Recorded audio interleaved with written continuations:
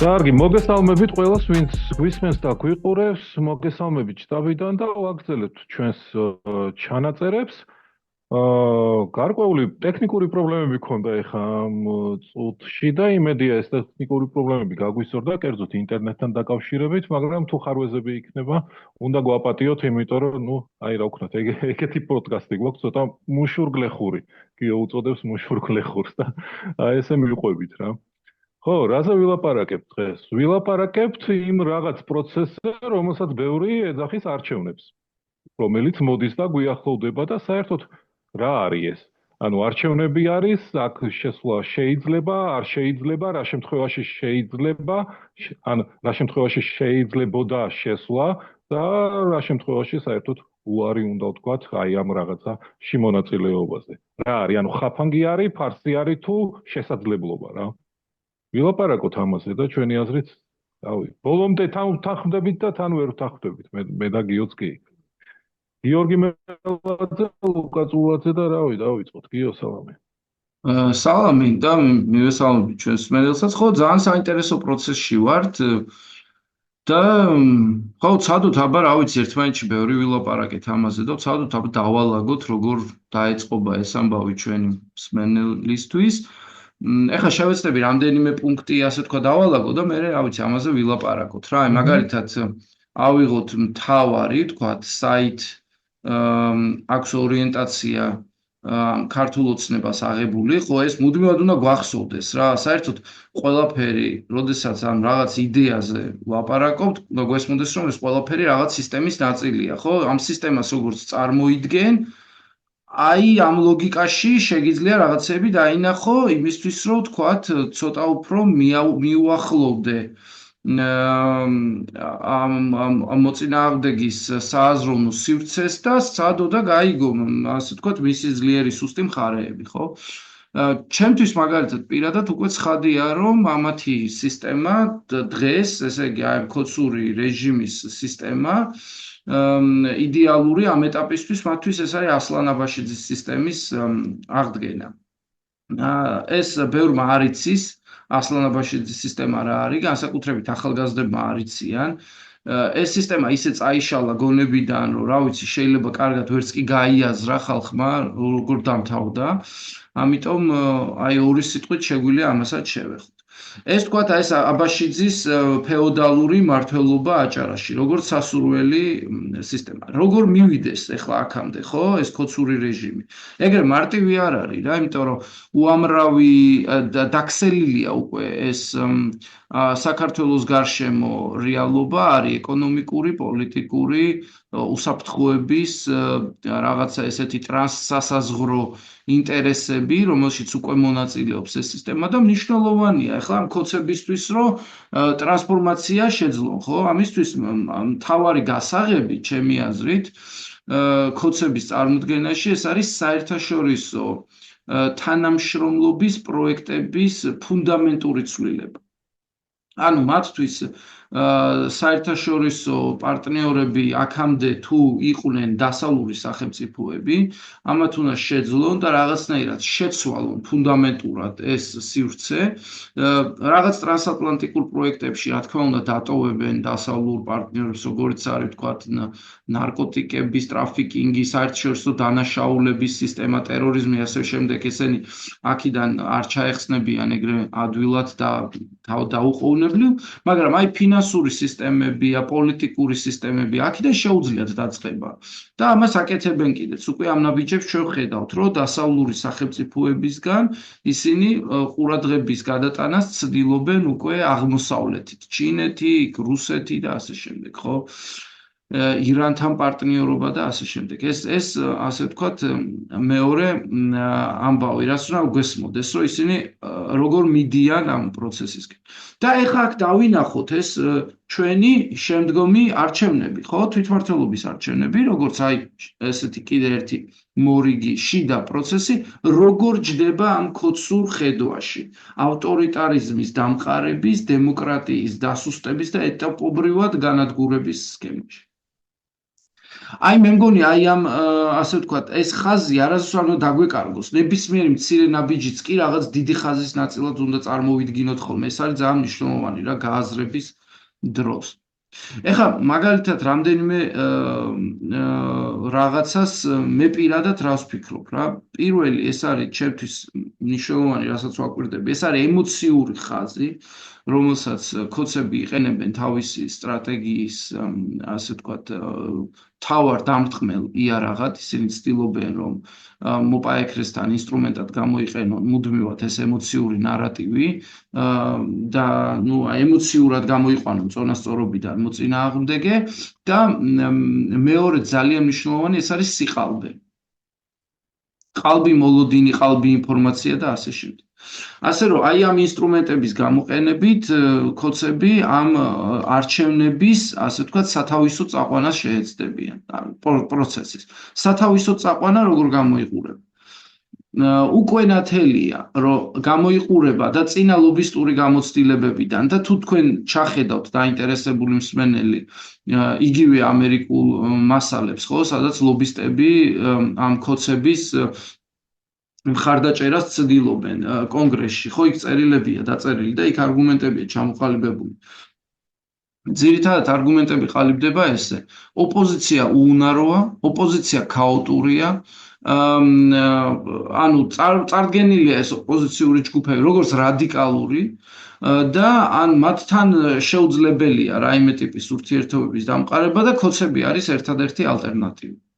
აი აქაც ასე ვთქვათ ამ არჩევნების პროცესში ჩემი აზრით აი ამ სურათის შეკვრას შეეცდებიან, რომ თვითონ არიან უალტერნატივო, რაციონალურად მოაზროვნე, თავისი ინტერესებით მოქმედი, სახელმწიფოებრივი ინტერესებით მოქმედი პოლიტიკური ძალა და ყველა დანარჩენი არის გიჟი, რადიკალი, რომელთანაც ლაპარაკი შეუძლებელია.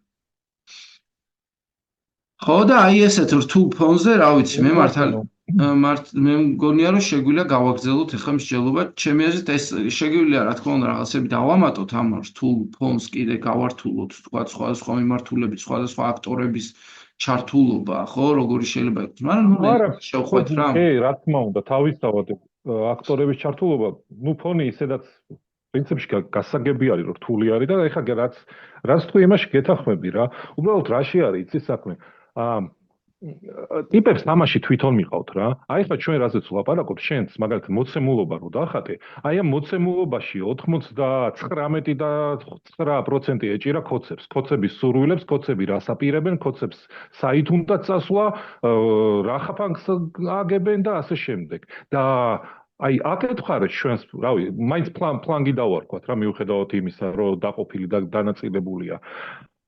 თამაშის ხაზი არ არსებობს.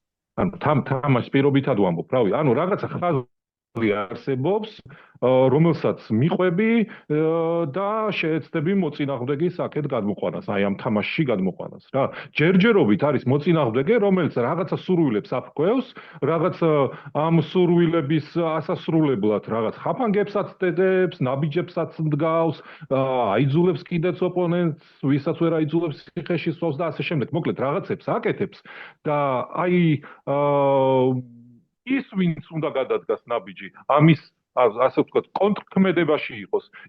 კონტრქმედება არა გვაქვს ნორმალური და ისეთი როგორი მოხდეს. იმისთვის რომ უკვე იმან დაიწყოს შენზე მუშაობა, იმაზე მუშაობა, რომ შენ გაგაუნებ, ანუ თანაბარი თამაში არ არის თითქოს. რა, აი ერთ მოედანზე არის და შენ კარში გეხარის გირთხავს და ნუ ზოგს გაგიტანს, ზოგს ვერა, მაგრამ მაინც თვითონ არ თხამს ამ ბურთს ყოველ ჯერზე რა. აი უყურე, მე მგონია რომ შენი სიტყვები მარტივად შეიძლება ესე გამოვცეთ. ქოცები ამბობენ, მოდი აბა და სამი წერტილი და რაღაც პროექტს დებენ და ოპონენტების მხრიდან, ჩვენი მხრიდან პასუხია არა. და ჩვენი მხარე ხედავს, რომ პასუხი უნდა იყოს ან არა, ან კი. აი ეს ძალიან მნიშვნელოვანია, თუ მოდი აბას ის ამბობს, ის იმარჯვებს. თუ შენ ამბობ კი, არა, ესე იგი, შენ ხარ ის, ვისაც ალტერნატივების გააზრება არ შეუძლია და მარცხდები რა, იმიტომ რომ ეხა არა კი ისეთი ძალიან ლიმიტირებული სივრცეა, ასე ვთქვათ, სამოძრაოდ, ხო? და ამას ვხედავთ რეალურად რა, ანუ მათგან მოდის რაღაც ინიციატივა ამ ოპონენტების და ჩვენი მხრიდან, ანუ პერიოდულად არის, ან ბოლო პერიოდში თანხმობა, რა თქმა უნდა, უკვე აღარაფერზე არ არის, იმიტომ რომ ის ამკაცრებს ამ ინიციატივას რა. და აი ეს არის ჩემი აზრით საკვანძო მომენტი ამ არჩევნების გასაანალიზებლად. მისი ინიციატივა, მოდი აბა ჩავატაროთ თვითმმართველობის არჩევნები. დემოკრატიაში ხო არჩევნები უნდა ტარდებოდეს, ეს არის მისი ნარატივი. რა პრობლემა გაქვს? არჩევნები არ გინდა? და შენ ამ დროს რასეუბნები? არა, არჩევნები მინდა. კი, არჩევნები არ მინდა. ანუ რაღაცა შეზღუდული პოზიციიდან პასუხობ და ცდილობ ახსნა, რატო არის არჩევნები მის ხელში, ვთქვათ, სიყალბე. იმიტომ რომ რეალურად სისტემა აქვს შექმნილი, რომელშიც უბრალოდ გაარღვევს ნებისმიერ მოწინააღმდეგეს იმდენად კომპლექსური დანაშაულებრივი სისტემა აქვს აწყობილი, პლუს თავის კორუფციით და ყველაფრით, რაც ამ ყველაფერში ხდება რა, პლუს რაღაც სადამთვლელო ხმები და ასე შემდეგ რა. ანუ მან შეძლო და ამ ეტაპისთვის და მან არა მარტო, ანუ იგივე გააკეთა რუსეთმა მანამდე, შეძლო და შექმნა რაღაც ფორმულა, რომლითაც ოპოზიციურ ფლანგზე არსებული დაყოფაზე კაპიტალიზება, ანუ ამ დაყოფის გამოყენება, ეს ბუნებრივი დაყოფა რაც არსებობს, პლუს ამას დაამატე რთული საარჩევნო მექანიზმი, პლუს დაამატე სრულად კონტროლირებადი საარჩევნო კომისიები, პლუს დაამატე კრიმინალები და სხვადასხვა ტიპის კორუმპირებული მექანიზმები, ამ მრჩეველზე ზეწოლა ის იღებს თავისას. და ეს მნიშვნელოვანია, რომ მას ეს გათვლილი აქვს რა, ეხლა ამ რეჟიმზე აქ დასტაბილურებული ეს პროცესი. ეხლა შენ რას აკეთებ, ხო? და შენ რა შეიძლება გააკეთო? ჩემთვის დღევანდელი განცხადება, რაც თავისუფლების მოედანმა გაავრცელა, ეს იყო პოლიტიკური კლასის მაგალითი რა. იმიტომ რომ ამ თავისუფლების მოედნის განცხადება ჩვენ წავიკითხე სამი რაღაცა. ჩვენ გვესმის, რომ ამ არჩევნებში შესვლა არის სიყალბე და ამ არჩევნებში არ შევალთ. ჩვენ გვესმის, რომ ძალიან მნიშვნელოვანი ინტერესებია, რომელსაც უნდა ვიცავდეთ, როგორც არის პოლიტიკური პატიმრების გამორჩევა, საარჩევნო რეფორმა და ახალი არჩევნები და ჩვენ ისიც გვესმის, რომ საჭიროების შემთხვევაში გადააზრება შეიძლება ჩვენი პოზიციის, შევიდეთ თუ არა არჩევნებში. ანუ აი ამ ასე ვთქვათ სამი პუნქტით თავისუფლების მოედანმა როგორც არსებულ სტატუს კვოზე ილაპარაკა, ასევე პოტენციური ცვლილებაზე და პოლიტიკურ მოქნილობაზე და პლუს დადო მნიშვნელოვანი მე მგონი, აი რა თქმა უნდა, რა თქმა უნდა. ანუ გაგრას ის არის, რომ შეიძლება რაღაც სივრცე გაიხსნას, აი ამისთვის დაიტოვა რაღაც ნაბიჯი, თუ სივრცე დატოვა, რომელშიც შეიძლება მიიღოს მონაწილეობა და მნიშვნელოვანია ეგ რა. ეს იყო ჩემი აზრით რაღაცნაირად პენალტი დარტყმული ეხლა ქოცების კარში, რადგან ახერხებს ეს განცხადება განსხვავებული პოზიციების კონსოლიდაციას. ანუ ისინი, ვინც ამბობენ, რომ არჩევნებში შესვლა არის სიყალბე, ისინი მიიღებენ განცხადებიდან თავის პოზიციას, ამას დაინახავენ. ისინი, ვინც ამბობენ, რომ აუცილებელია პოლიტიკური მოლაპარაკებების წარმოება, დაინახავენ თავის პოზიციას და ანუ ეს მოლაპარაკების აუცილებლობას ლაპარაკე და ისინი ვინც ამბობენ რომ სანაპატიმრები არ უნდა სანაპატიმრები ყოს მანამდე რაზე უნდა ელაპარაკო ისინიც ხედავენ იმიტომ რომ ფაქტია რომ დაიდო პირობად აი ეს ასე ვთქვათ ნაგულისხმევია რომ პატიმრების საკითხის გადაწყვეტა ფუნდამენტური რეფორმები და ასე შემდეგ ასე რომ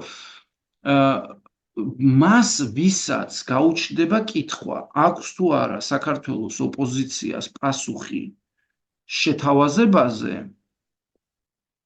ესე იგი მას ვისაც ეს კითხვა გაუჩნდება დღეს ეს პასუხი აქვს რომ აი ამ განცხადების ნახვა შეუძლია და ნუ ეს არის რა თქმა უნდა ერთი პოლიტიკური ასე ვთქვათ ჯგუფის განცხადება მაგრამ აჩვენებს ამ რთულ საზოგადოებრივი დისკუსიის ერთ მხარეს რომ აი ვიღაცა რაღაც ჯგუფი არსებობს რომელიც ვთქვათ მიდის კი არა პასუხის მიღმა და ითვალისწინებს რეალურად რაც ამნიშნულოვანია რა მე მგონი მე ძალიან მომეწონა, რომ ასე ვთქვათ, დაიწყო ამ მოქნილობის შემოსვლა მასში, წინააღმდეგობის მოძრაობაში რა. ანუ გიო, როგორც მე მივხვდი, შენ პრინციპულად 1000%-ით არ გამორიცხავ რაიმე სახით არჩევნებში მონაწილეობას, თუ ამის შესაძლებლობა ნორმალური თუ სივრცე შეიქმნება. არა, რა თქმა უნდა. რაღაცის დათმობის იმაში. ხო? არა, რა თქმა უნდა. ეს არის პოლიტიკური პროცესი, რომელშიც ჩვენ ყველამ დავსახეთ მთავარი ამოცანა, რომ საქართველო იყოს მეტად დემოკრატიული, საქართველო იყოს მეტად სამართლიანი და აი ამ პროცესში, ამ გზაზე, რა თქმა უნდა, იქნება ძალიან ბევრი სირთულე, რომელიც გადასალახია. დღეს ქოცები არის სირთულე, რომელიც გადასალახია. ამ სირთულესთან ურთიერთობა არის მრავალმხრივი საჭირო ყველა მიმართულებიდან რა და ეხლა მე მართალი გითხრა რაღაცა პირდაპირ პარალელს ვავლებ ზელენსკის მთავრობასთან და ზელენსკის გუნდთან, იმიტომ რომ აი ამ რუსულ ენოვან ეგრეთ წოდებულ სლავურად გაყიდულ პოლიტიკურ სივრცეში ეს ხალხი რაღაცა დროს, ესე იგი, აღიქმებოდა ძალიან უმცირესობად. ან მათ არ ქონდათ ძალიან დიდი მხარდაჭერა არც ევროპაში, არც ამერიკაში, არც აქეთ აღმოსავლეთიდან ხო მithumetes ვისი მხარდაჭერა ექნებოდა, ხო, ამ რაღაცა ჯგუფს ადამიანებისა, რომელმაც თავის ასე ვთქვათ, სახეთ წინ გამოიყვანა ზელენსკი, გამოარჩია, ასე ვთქვათ, და ამ ჯგუფმა შექმნა ძალიან კომპლექსური პოლიტიკა. ერთის მხრივ დაიწყო ფრონტის ხაზზე მოწინააღმდეგის მოგერიება და ძალიან დიდი ხნის განმავლობაში რა ფაქტიურად 8 წელი ეს ფრონტის ხაზი ну რაღაცნაირი ესეთი ასე ვთქვათ გარდამავალი უპირატესობებით ხან იქით იყო ხან აქით იყო იქ რაღაც პროცესები იყო მაგრამ ეგ ფრონტის ხაზი რო დაიწყო სრული ფიასკო და სრული კრახი იყო вообще უბრძოლება აბარა ეგ ეხა თავიდან 2014-ში უკრაინული არმიის აი იმ ნაწილების და იმ გენერლების ვინც იქ უნდა დაეცვა და აი აქ ამ მოცემულობიდან იწყებს ეს ხალხი ცეცხლის ხაზის შენარჩუნებას ცეცხლის ხაზის შენარჩუნებას სტაბილიზაციას და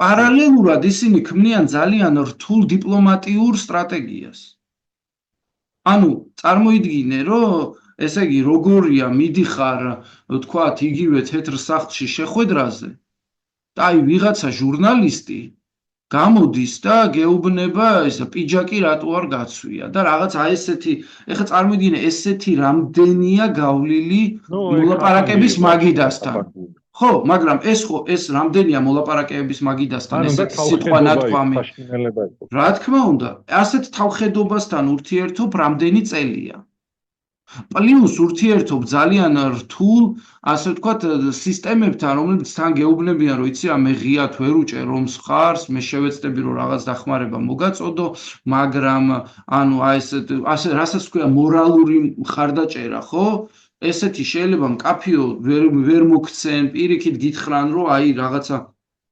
იქნება შეეშვა იქნება გაჩერდე და შენც მოყვება ამომრჩეველი ხო რომელთანაც უნდა იურთიერთო და ეს რთული შეტყობინებები ისე უნდა მიიტანო რომ ერთ დღეში არ დაგემხოს თავზე ეს სისტემა რომელიც ადამიანებზე უნდა დააყენო ანუ სრული ესე იგი დისტანციისგან შენ უნდა შექმნა საზოგადოება რომელიც ომობს სახელმწიფო და საზოგადოება ერთმანეთისგან არის დისტანცირებული უნდა გვესმოდეს უკრაინაში 20 წლის წინ კორუფცია, ყოვლისმომცველი, უნდობლობა, ასე ვთქვათ, ეს გახლეჩვა იმ ხელაა, რომ არ ვიცი, ხა კორუფცია დღესაც არის, მე დარწმუნებული ვარ, სადღაც და ამას ძალიან ბევრი დრო დაჭირდება, რომ აღმოიფხრას, მაგრამ უკვე შენ ყავს ხალხი, რომელიც მიდიან ომში, ავსებენ რიგებს, მიუხედავად იმისა, რომ ამ ხელამსხვერპლია, ამ მორალს ინარჩუნებ და პლუს ამ საერთაშორისო არენაზე, ამ დიპლომატიურ რთულ მოლაპარაკებებში ინარჩუნებს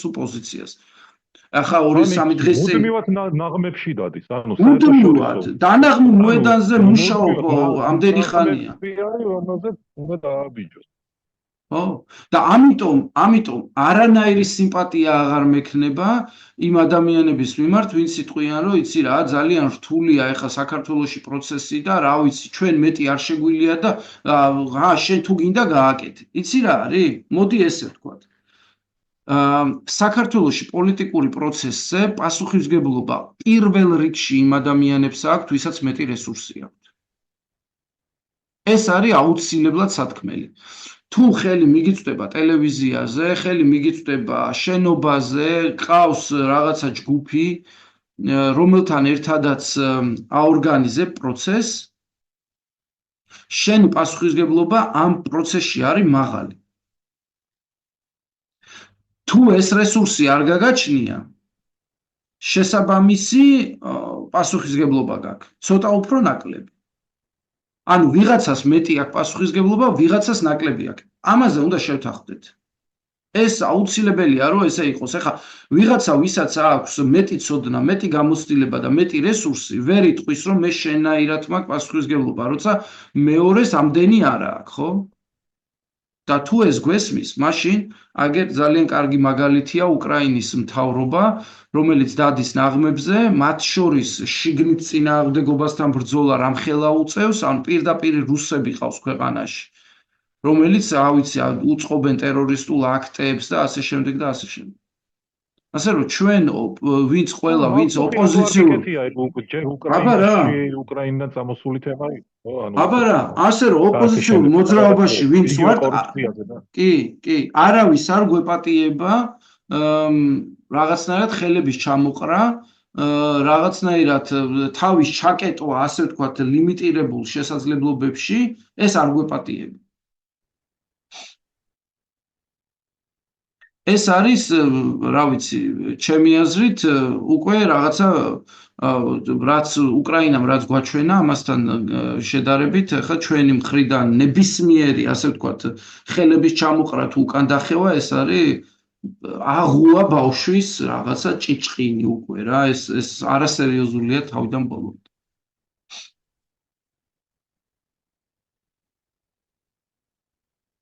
კარგი, მაგრამ აი არჩევნებში არ შესვლა, მაგრამ ისე მოქმედება, რომ იარსებო და თითქოს წინააღმდეგობამ იარსებობს აი ამ პროცესში. აი ეგ ძალიან რთული ამბავია და ბიჭო, ეგ თუ შეგიძლია მომენტ არჩევნებსაც გაუკაჩავ იმას მოწინააღმდეგეს. აი ისე დარჩენა თუ შეგიძლია. ხო, მესმის რომ ხაფანგი არის, სერიოზული ხაფანგი არის და ადრე ვამბობდით ჩვენ რომ კოცების თავარი მიზანი ახლა არის აი ცხოვრების ნორმალიზება თითქოს რა. ანუ ქვეყანაში ეს მიითვისეს ეს ხელისუფლება, ძალაუფლება და უნდათ ყოველდღიურობის ნორმალიზება, რაც ვერ შეძლეს. თუნდაც იმ მარშებით, მიტინგებით, თავიდან ძალით უნდათ ხარებათი და ასე შემდეგ და ვერც მაგ შემთხვევაში შეძლეს. მერე იგნორით უნდათ ვერ შეძლეს. მერე 5,000 ლარიანი ჯარიმებით უნდათ ვერ შეძლებს. დაჭერებით უნდათ ვერ შეძლეს. ანუ პროცესი მაინც არის და უბრალოდ არჩევნები შეიძლება გახდეს აი მათი მიზნის რაღაცნაირი გაფორმება. აი მაგასაც თუ გადავლახავთ, ანუ წინააღმდეგობა მაგასაც თუ გადავლახავს, არჩევნებში არ შესვლის შემთხვევაში ისევ წინააღმდეგობაში დარჩენას და ცხოვრების კოცური ცხოვრების ნორმალიზების არ დაშვებას. აი ეგ უკვე მაღალი კლასი იქნება. მაგრამ ძალიან რთული ამბავი არის რა. მოიცი როგორ არის ხა მოდი როგორ დამთავრე. თუ გინდა გააგზავნე. არა, დამთავრე. არა, ახალ თემას ვიწყებდი და არა, მაშინ ამაზე ვიტყვი რა. იმიტომ რომ ვიწყებდი იმას რომ ხო. ამაზე ვიტყვი მაშინ, ანუ არჩევნების მიღმა არსებობს უამრავი ადამიანი.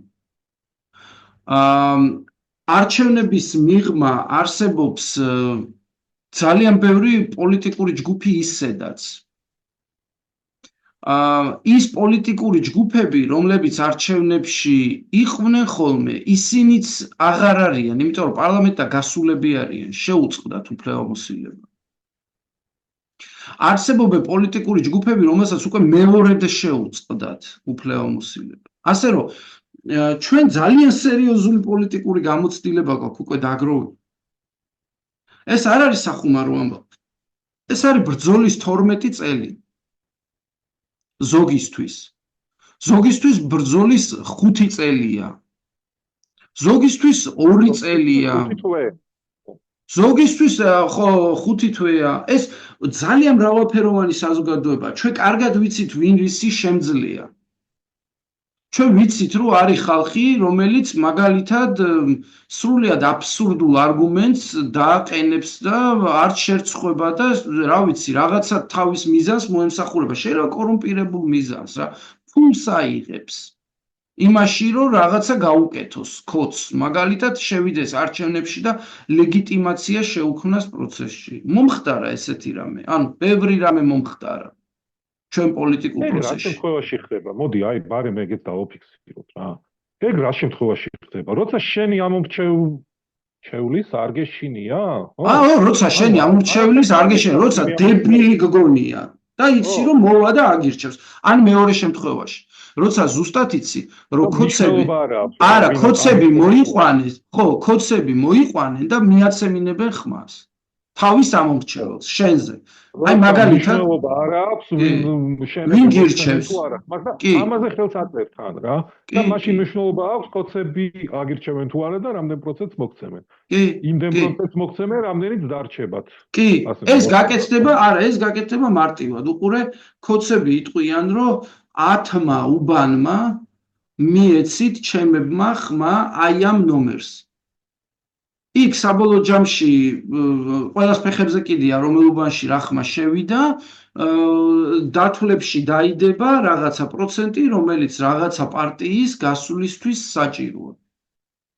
ანუ ეს საშინელი სცენარია დემოკრატიას ყელში გამოსმული აქვს უკვე ისა რა ქვია დანა, როდესაც შენ აი ამ სცენარზე გიწევს ლაპარაკი, მაგრამ ეს შესაძლებელი სცენარია.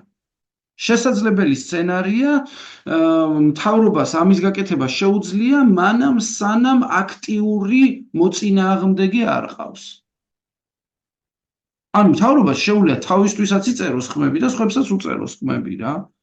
აი ამ პროცესს იღებს მოსახლეობის რაღაც ნაწილი და სხვებს შეუძლია ხმები უწეროს და მitmets დაუწეს, რამდენად ნაკლები წინააღმდეგობა შეხვდება და ამ სხვებსაც ურჩევნიათ, რომ რაც შეიძლება ნაკლები წინააღმდეგობა, იმიტომ რომ მეც მიიღებენ. იმიტომ რომ ეხლა უყურე მეცაც გეტყვი. აიყვანე 1000 ტროლი, აი ეს ვიღაცა ტიპები რა, რომელსაც აბურთავებ აქეთ-იქით ნებისმიერ ან ორკაპიკს, აი რო არეკინეს ტელეფონებზე, რამდენი ხალხი ყავდათ რო არეკინებდნენ რა. აიყვანე ეს ტიპები და ამ ტიპებს უთხარი, რომ შევიდნენ და კონკრეტული პოლიტიკური პარტიის page-ზე მხარდამჭერი პოსტები წერონ მუდმივად რამდენიმე პროფილიდან.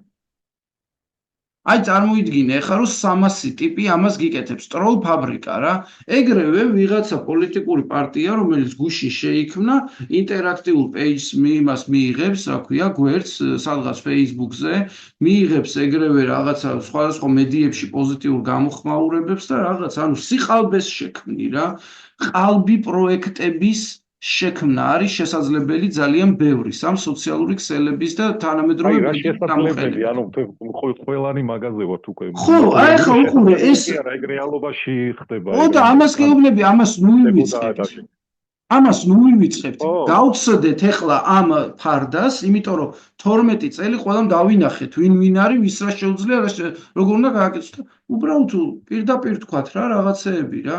ვიღაცა დაიწყებს რამე სირობა სიტყვის, უთხრათ რომ შენ აკეთებ სირობას, შენ ვიცით რომ არა ხარ ეგეთი დებილი, მაყუთი გაქვს აღებული ბიჭო? ფული გაქვს აღებული, ანუ ამისთვის აკეთებ? თუ ეხლა გინდა რომ რაღაცა ვიღაცას რომ ცემენ, შენ იქვე გინდა რომ ცეკვა მოაწყო ამ იმის რა ქვია, ჩხუბის ადგილზე? აი ეგ ტიპი ხარ, სულ ეგ არის შენი რაც არის, რატო იცი ეს ადამიანები რეალური სახელი და გვარები არსებობენ რა. ეხლა მაგალითად მე ისა ირაკლი კუპრავას განადგურება სულ არაფერში არ მაინტერესებს. ძალიან კარგი ადამიანი მგონია, მოტივირებული ახალგაზრდა სტუდენტობიდან მოდის და ხან ქუჩაშია და ხან სად არის და სადაც საჭიროა სულიკ არის. ეხლა მთელი სოციალური ქსელებიო მიახტაო და აგინებენ. მე დარწმუნებული ვარ, ძალიან ბევრი აგინებს აფრინებს სწორედ ეგეთი ტროლი. იმიტომ რომ ანუ მოშალოს ადამიანი, რომელიც ფუნქციური, ეფექტური ტიპია რა, ანუ ქმედითი ტიპია. სინამდვილეში ხა ყველაზე დიდი დანაშაული მაგას ნამდვილად არ ექნება. თუ ლელო ადგება და იმაში, რა ქვია, პირდაპირ ბრმად გადაეშვება საარჩევნო პროცესში, ყოველგვარი დათქმების პირობების ყველაფრის გარეშე რა. ანუ გააკეთებს ლელო თუ გააკეთებს ივანიშვილის საქმეს, ეგ ირაკლის საქმე, ეგ ირაკლის მთავარი არ იქნება მაგ პრობლემაში. თორე პასუხისმგებლობას გაითვალისწინებს. ირაკლის ნაწილში გეთანხმები, მაგრამ იმაში რომ ყველანაირი პირობების გარეშე შეიძლება ლელო შევიდეს. ეგ პირობები მერწმუნე რო უკვე არსებობს. წინადადებებიც არსებობს, განხილულიც არის, უბრალოდ ეგ პირობები არ არის ჩვენთვის და საჩვენო. საჩვენო საქართველოსთვის, საზოგადოებისთვის. და მაგას მე ვეძახი. არა, მესმის, მაგრამ მაგას პირობების გარეშე შესვლას ვეძახი. იმიტომ რომ თუ პირობებს ღიად ვერ ამბობ, ხმამაღლა ვერ ამბობ, ეგ ნიშნავს რომ არა გაქვს პირობა. მორჩა ეხა თორე იმას შიგნით რა აქვს და იმას ანგარიშებზე რეებს ერთმანეთში თანხმდებიან, ეგ სხვა ამბავია, მაგრამ ღიად თუ უბრალოდ ამბობ რომ თბილისის წაგლეჯვის შანსი მაქვს, ან სულიად გამოშტერებული ხარ, ან უბრალოდ ფული გაქვს აღებული. დამთავრდა, აქ არ არის მეხუთე სცენარი რა. სინამდვილეში გაქვს თბილისის წაგლეჯვის შანსი, ანუ ეგ შანსი არსებობს. კი. თეორიულად რო არსებობს, ეგ უკვე ნიშნავს რომ არსებობს. აი ერთი რაღაცა მინდა რა. არა, დაიცა ერთი წუთი სწორად თქვა. ეგ შანსი არსებობს. თეორიული შანსი კი არა. თბილისი არ არის ქოცების. ეგ ვიცით რომ თბილისის ქოცების არ არის. მაგრამ შეგიძლია ამ გამარჯვების გაფორმება? შეგიძლია ამ გამარჯვების დაცვა? აბა მაგას გეუბნები მეც. არ იქნება დამოკიდებული. ყველა ვარიანტში იქნება მომდევნო დღეებზე და თუ ამ მომდევნო დღეებზე არ გიფიქრია და ფიქრობ მხოლოდ არჩევნების დღეზე, ანუ ისე იგი არ შეგიძლია. ეგ არის. აბა რა მაგას გეუბნები მეც, არჩევნები და თბილისის მოგება დღეს სხვადასხვა რამეა. არჩევნები აქვს ამას მონოპოლიზებული ამ სისტემას, შენ შეგიძლია მიიყვანო შენი ამორჩეველი, შენ შეგიძლია გაიმარჯო ამ არჩევნებში, მაგრამ ამ გამარჯვებას ვერ შეირჩენ თუ მზად არ ხარ აქტიური დაპირისპირებისთვის. ბრძოლისთვის, ეს უნდა ითქვას, ბრძოლისთვის, ამიტომ გეუბნები, პირობებზე ლაპარაკის გარეშე ამ არჩევნებში შესვლა სისულელია. არ მზად გაგვიუფასურდა. ცოტა ეგ სიტყვას ბრძოლას რო ამბობ, ანუ აქ გულისხმობ ნამდვილ ბრძოლას. მე ნამდვილ ბრძოლას გულისხმობ. ბრძოლას არ გულისხმობ. არა, მე ნამდვილ ბრძოლას გულისხმობ, იმიტომ რომ ვიღას ავტომატიან ტიპებს შეაგდებენ რამე ოფისში, გადააცხრილინებენ და დააწვევინებენ მთელ მასალას. აი მე რას აკეთებ? აი ეგ იქნება. ანუ წინააღმდეგობას რო გააუწევ, ეგ იქნება. ანუ ამაზე მზადყოფნა თუ არის, მაშინ ვიფიქროთ. ეს არის არჩევნები. ეს არის არჩევნები. კი, ეს არის ქოცური არჩევნები, სხვა არჩევნები არ იქნება. ანუ არ იქნება, იმიტომ რომ თბილისი ზუსტად იციან, რომ წაგებული აქვთ, ან თბილისში არ აქვთ მაგათ იმდენი ხმა, რომ კალაძემ გაიმარჯოს, ვერავინ ვერ გაიმარჯვებს მაგათი მხრიდან, ვერავინ, მაგრამ ეს არ ნიშნავს, რომ ეგენი დამარცხებულები გავლენ იმ არჩევნებიდან. დაიწერენ, აი ფეხებზე კიდია. დაიწერენ და იტყვიან, რომ ჩვენ ვაგრძელებთ. აი ხა ცოტა პარალელური. დაიცა ბოდიში ერთსაც ვიტყვი. ასლან აბაშიძემ თავის ოთახში მოკლა ადამიანი. ეს ახალგაზრდებმა არ ვიცი იციან თუ არა. ეს დამნიშნულოვანი, ანუ ამ ადამიანებმა თუ გადაწყვიტეს, რომ ესე იგი ამ არ ართმობენ, ისინი ამას ბოლომდე აწვევიან, ართმობენ და ბოლომდე მიდიან ყველაფერზე, კანონს არღვევენ, ყველაფერს არღვევენ, ფეხებზე კიდიათ თუ ვინმე რამეში ედავებათ, ისინი ამბობენ, რომ მე მყავს აგერ პარტნიორი ბოლო-ბოლო რუსეთი და მორჩა ამასთან წავალ. ფეხებზე მკიდიხართ თქვენ. თუ გინდათ რომ ჩემთან იყოთ, მოდით გადამიხადეთ. აი რუსეთი მიხდის. კი, ჩინეთიც მიხდის, ხო? აი აქა ვარ, ხო? მოდი, აბა შენ რა გინდა? გადამიხადე შენთან ვიქნები რა. რა ავტორიტარი პარტნიორი არ ყოლია, ანუ ეს არის მათი მესიჯი. დასავლური სამყაროსთვის. ავტორიტარი ვარ, მაგრამ შემიძლია რომ შენთვისაც გამოსადეგი ვიყო, ანუ ეგ არის. ამას ყიდია, ამ თეორიას ყიდია. მე ფეხებზე მკიდია შენი ესა რა ქვია, თავისუფლების და რაღაც დემოკრატიის იდეები, ვებრძვი ლიბერალებს, ასე ვთქვათ, ეს თავისი ის აქვთ, ეს ორბანული რიტორიკა. და ნუ აი ხო რა. ეხლა ხანს ხო იყო კაცო იმაში ჩასული ბუდაპეშტში, აგერ კობახიძე მას შემდეგ რაც ჩაიდინა და იქ მისცეს სიტყვით გამოსვლის უფლება ევროპულ სივრცეში. ხო, ეხლა შენ ვიღაცა იტყვის რომ იქ რა ვიცი AfD იჯდა ვიღაცა იჯდა, მაგრამ მაგ სივრცეში გააგრძელებენ არსებობას რა პრობლემა აქვს? კი ბატონო. აი ამდენი ინფორმაცია რო არ გქონდეს, ეხლა რა ინფორმაციაც გააქვს და თან ემოციური მიჯაჭვულობაც. აი ეს პარალელურად რო ავიღოთ, აი სადღაც სამხრეთ ამერიკაში რო ხდებოდეს იგივე რაღაცა. რომელზეც ბევრი ინფორმაცია გააქვს, მაგრამ აი ესე არა, რომ მეგობრები ჩართულები არიან ყოველდღიურად ინფოები გიხდება და ასე შემდეგ. აი ბოლომდე რო არ იცოდე ეს ყველაფერი, მაგრამ ანუ შორიდან იცოდე. შენი აზრით, ანუ რას ურჩევდი იქ მყოფ ადამიანებს, აი საქართველოს რო ცოტა სხვა კონტინენტზე იყოს, ასე ვთქვათ. აი რას ურჩევდი შორიდან, შენ რო აი ეს კონდეს. ურჩევდი შესვლას? აი ანუ შეხვიდოდი ეგეთ არჩევნებში? ანუ მე შორიდან რო შევხედოთ, შორს რო შევხედოთ და შორს რო იყოს. ურჩევდი კიდეც მე პირადად რა. შევიდოდი კიდეც და უფრო მეტად დავინახავდი შესაძლებლობებს, რა შესაძლებლობებიც არის.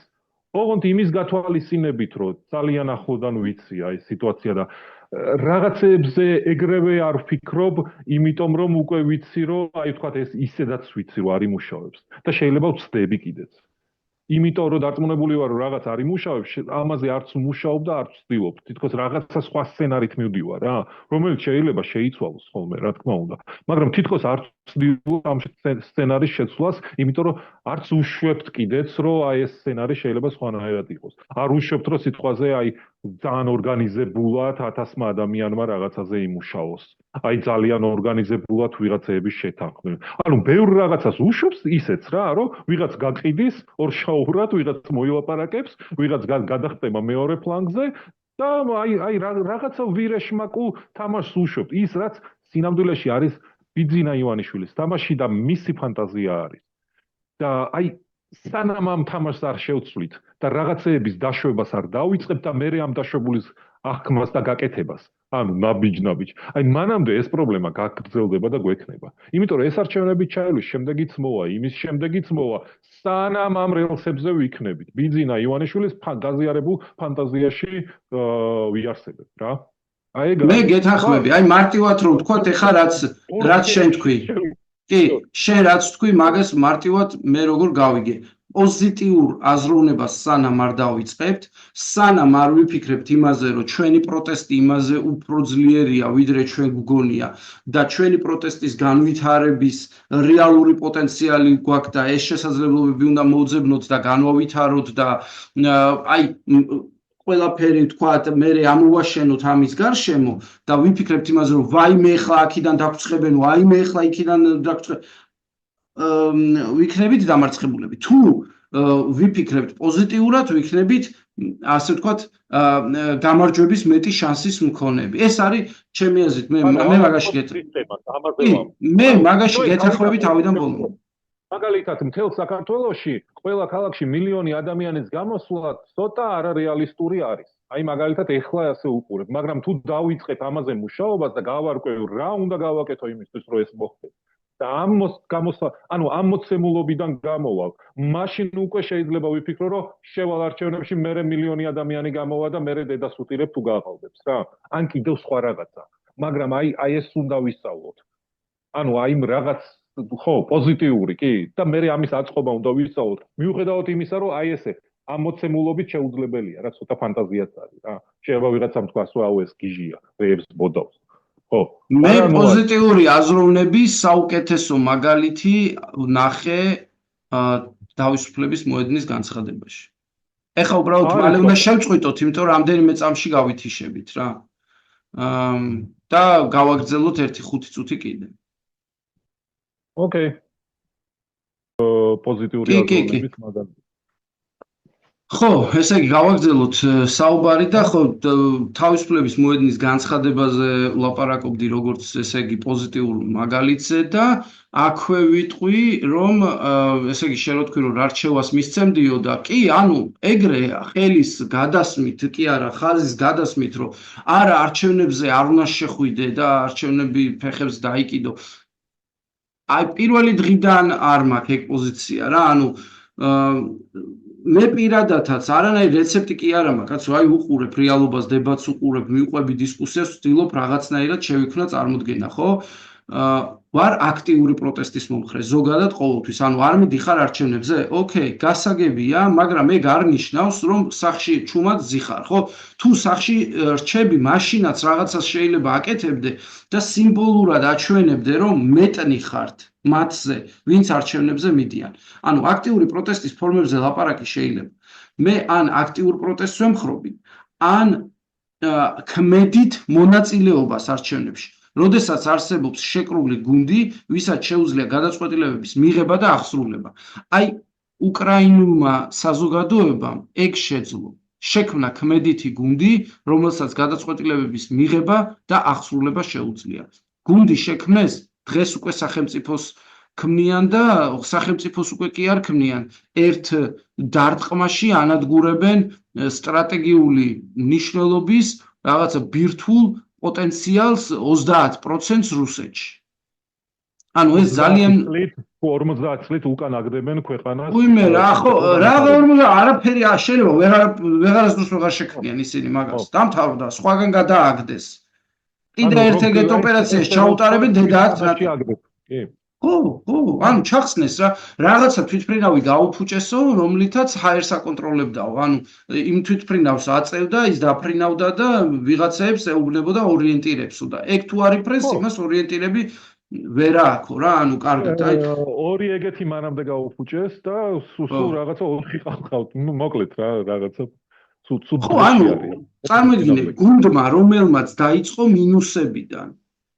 ან აი რაღაცა დაპყრობილ ქვეყანაში, დანაწევლებულ საზოგადოებაში, ჯაშუშებით სავსე ქუჩები, სადაც უსაფრთხო სიარული არ არის და პლუს მუდმივი ომი დაწოლა და მერე ეს რაღაცა 60 კილომეტრიანი კოლონებით და რაღაცებით წამოსული ეს გიჟების ხროვა.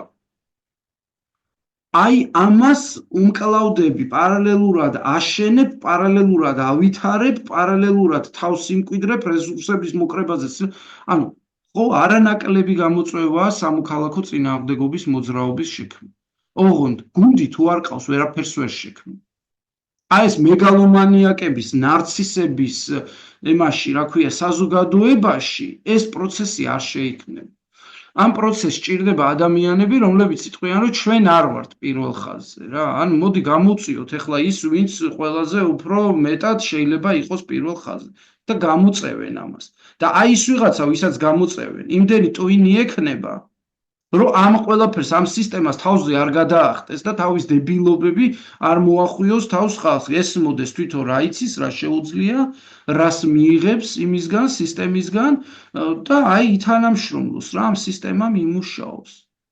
აი ამ სისტემის შექმნა არის ჩვენი მთავარი პრობლემა. აი ამ სისტემას ვერ ვქმნით ჩვენ. ჩვენ სისტემ წინააღმდეგობის სისტემას ვერ ვქმნით. ხო, რა თქმა უნდა. ერთ რამეს ვიტყვი, რომ ზოგადად ეს არჩევნები კი არა, ქოცების ყველა სვლა არის ხაფანგი. ანუ ქოცების ყველა შემოთავაზება, რაც კი ყოფილა არის ხაფანგი, ყველანაირი ინიციატივა არის ხაფანგი, რომელშიც ფეხს დგაო და ნუ ფეხი გეჭრება თუ რა ვიცი, გტყრება თუ რაც ქვია, ხო? მაგრამ ამ ხაფანგში ფეხი შეიძლება თვითონ მონადირემად ჩადგას. ანუ შენი ზოგადად წინააღმდეგობის და არაძალადობის ასე ვთქვათ, რაღაცა ამოცანა არის და მიზანი უნდა იყოს, რომ აი იმ ხაფანგში, რომელიც დაგიდო მოწინააღმდეგემ, თვითონვე ჩადგას ფეხი. ანუ ეს არჩევნები შეიძლება თეორიულად იქცეს ისეთ ხაფანგად, რომელზეც თავად ეს ხაფანგის დამგები წამოეგება. თეორიულად შეიძლება იქცეს, არის ამის შანსი და თეორიულად თბილისის მოგების შანსიც არის და ბევრი რაღაც შანსი არის. ოღონდ მოცემულობა უნდა იყოს სხვა. მაგრამ კიდევ ერთი ოღონდ სანამ ამას არ ვისწავლით, როგორ ვაქციოთ, აი ეს თუნდაც იგივე მოცემულობაში, აი როგორ უნდა შევიდეთ ეგეთ არჩევნებში, მოვუგოთ და ცხვირპირიც მოიმტრიოს თუ წამოვა ჩვენი ცხვირპირის დასამტვრევად, ხო? და უკან გავაგზავნოთ და დავართვათ ის რითი წარქმევად არის საჭირო, იმისთვის რომ ქვეყანა გადავარჩინოთ. სანამ ამას არ ვისწავლით, არაფერს აზრი არ ექნება რომელიმე არჩევნებში შესვლა, ან რომელიმე ინიციატივაზე დაყოლება, რა, დაყოლვა. ეს უნდა ვისწავლოთ, სისტემა გვაქვს ასეც. თუ გინდა ჩვენი პრობლემა არის სტრუქტურა. კი, ჩვენი პრობლემა არის სტრუქტურა. ეს სტრუქტურა ვერ შექმნა ვარდების რევოლუციის შემდეგ ნაციონალურმა მოძრაობამ. ნაციონალურმა მოძრაობამ შექმნა ბიუროკრატიული აპარატი. და დიდწილად ადამიანები, რომელიც დღეს პროტესტში არიან, აი წინა მთავრობის ასე ვთქვათ გამოცდილებით, ესენი არიან ყოფილი ჩინოვნიკები. ან ყოფილი ბიუროკრატები, ან რაღაცა სტრუქტურული პროცესებიდან წამოსულები რა. მათთვის პროტესტი ქუჩაში, წინააღმდეგობის მოძრაობა უდიდესი ნაწილისთვის უცხოა. არის ძალიან ცოტა ადამიანი, ვისაც ეს ესმის და ამ ადამიანებს ორ ჯგუფს შორის არის გაუგებრობა. გაუგებარია აი ამ ბიუროკრატიული გამოცდილების მქონე ხალხისთვის. კონცეფცია თქვი და არ დავფიქრებულ ვარ მე მაგაზე მანამდე. ხო, გაუგებარია ამ ტიპების ისა რა. გაუცხოება არის ხოლმე და ძალიან სერიოზული, იმიტომ რომ მათ ვინც მუშაობდნენ რაღაცა სახელმწიფო აპარატში, მე პირადად მაგალითად ამ ადამიანებთან მუდმივად ურთიერთობის პრობლემა მქონია, იმიტომ რომ ამათ არ ესმით. როდის შეიძლება შეტევა, როდის შეიძლება უკან დახევა, როდის შეიძლება დათმობა, როდის მოითხოვო, ვისთან უნდა იურთიერთოს კონფლიქტურ სიტუაციაში, ეს მათ აქვს სტრუქტურირებული დამოკიდებულებები პროცესებთან, ესმით რომ არსებობს რაღაც ორგანიზაცია, თუ არსებობს, მაშინ მან ეს უნდა აკეთოს. აი თუ არ აკეთებს და ვერ აკეთებს, მაშინ რა ხდება? ეს არ არის და აი ამ გამოცდილებას ძალიან ბევრი იძებს სხვათა შორის და დრო ჭირდება რა თქმა უნდა, მაგრამ ჩემთვის პირადად ყველაზე მეტად გულდასაწყვეტი ის არის, რომ აი რაღაცნაირად აღიარება ამ პროცესების, პროტესტის, როგორც განსხვავებული მოვლენის ვერ მივიღეთ. მიუხედავად ამ მრავალწლიანი ასე ვთქვათ ტალახში, ჭაობში სიარულის, აი რაღაცნაირად არ აღიარებს რაღაცა ჯგუფი ადამიანებისა, რომ ეს ცალკე ცოდნაა, რომელსაც ცალკე სჭირდება ძალიან გულდასმით დაკვირვება, შესწავლა, გამოკვლევა, რაღაცა თავისი პროცესი, ცალკე პროცესია წინააღმდეგობის მოძრაობა. ეს არ არის რაღაცა ერთი დარგობრივი, ასე ვთქვათ, რაღაცა ცოდნის ქონა. იცი, აი მე ისტორია ვიცი, ამიტომ მე შემიძლია რაღაცეები გავიაზრო. მე სამართალი ვიცი. ხო, რაღაცა შემიძლია გავიაზრო. ოღონდ სტრატეგია რაღაცა. ანუ ის მთავარი რაღაცა თუ გესმის, მე ყველა პროფესიის ადამიანს შეუძლია თავის რაღაც შემოწმება მარტოს კიდე სიტუაცია. კი, ამას ვერ ვხედავ. აი ამას ვერ ვხედავ, რომ ამას აფასებდეს ხალხი და ამიტომაც ძალიან დიდი ხნის განმავლობაში ჩვენი პროტესტი იყო ძალიან ასე ვთქვათ ნაკლებ ქმედუუნარო. გქონდა სერიოზული მისკომუნიკაციები, მუდმივად ეს მე პირადად რასაც დავკვირვები ვარ, რასაც შევსწრები ვარ. ძალიან ბევრი პირადი ამბიცია, რომელიც მოლაპარაკებების პროცესს შლის. ბევრი შეცდომა. ამ შეცდომებზე ვილაპარაკია, ამ შეცდომებზე მუდმივად შეიძლება ლაპარაკი თუ არის ინტერესი, დაველოდოთ რას მოგწერენ კომენტარებს ჩვენი მსმენელები და ხო, არ არის აქ რაღაცა ისეთი, რა ქვია, აღმოსაჩენი რა, ნამდვილად აღმოჩენილია, ნანახია, ვიცით, ოღონდ ეხლა როგორ მივდივართ წინ. და აი ამ არჩევნების დისკუსიაში ჩემთვის კიდევ ერთხელ, ასე ვთქვათ, ეს მთელი